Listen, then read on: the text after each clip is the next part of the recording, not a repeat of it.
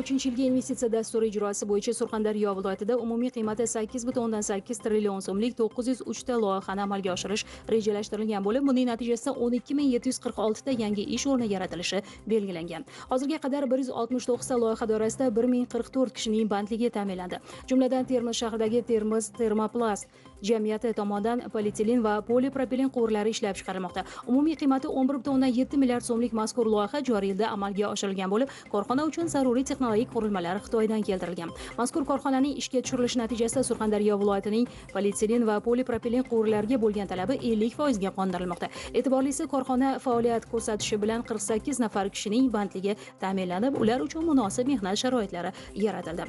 Ushbu korxonaning mahalliylashtirish darajasi 100% ga yetkazilgan. Hozirda bu yerda ishlab chiqarilgan mahsulotlar ichki bozorga sotilmoqda. Kelgusida esa qo'shni Tojikiston hamda Afg'oniston davlatlariga eksport qilish rejalashtirilgan.